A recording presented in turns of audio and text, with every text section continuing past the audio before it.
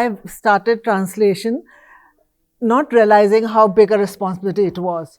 I felt that when I was researching for my books on Delhi, and I came across this whole treasure trove of 19th century and 20th century literature on Delhi, some of them eyewitness accounts, I felt that this has to be accessible to the public, especially considering that there's some obscurity about the, post 1857 Delhi and what happened to those who survived the uprising.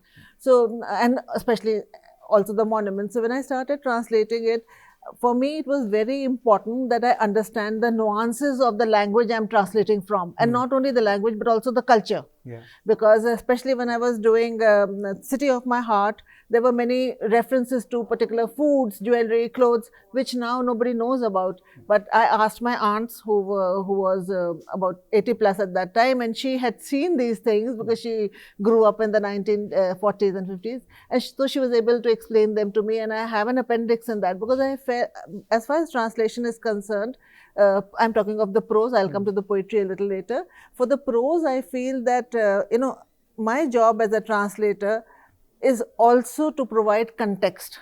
Absolutely. And especially since I'm translating historical literature, so I give a lot of historical context and try and also verify what is being written, because especially when it's an eyewitness account, like this book, Tears of the Begum. So in this, I have tried as far as possible to identify the people that he is describing. Some of them are by name, but some of the princesses and the princes say that they don't want their name mentioned. So I try to locate them and in history and find some reference to them to provide that context.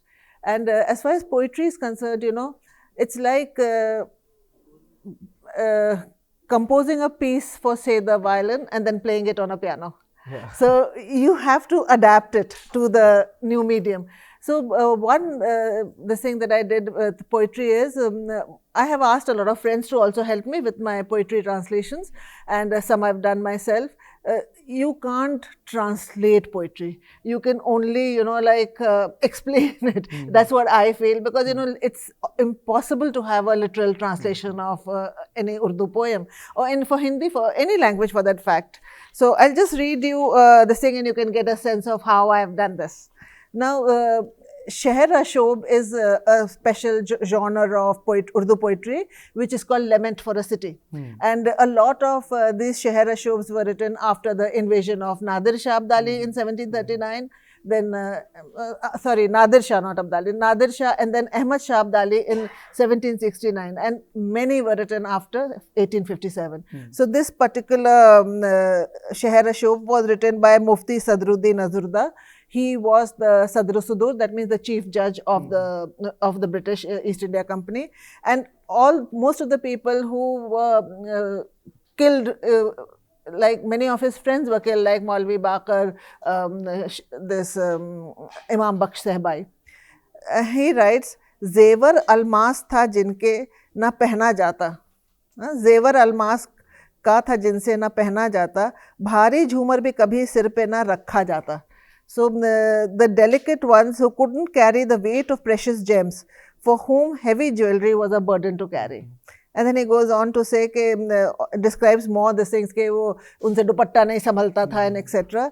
Sir पे बोझ लिए चारों तरफ फिरते हैं, दो कदम चलते हैं मुश्किल से तो फिर गिरते हैं. So those frail ladies are made to carry heavy loads. Alas, they can barely walk a few steps before they fall down. So I've tried to give it a sense and make it as poetic as possible, but it's, I'm not a poet. Yes.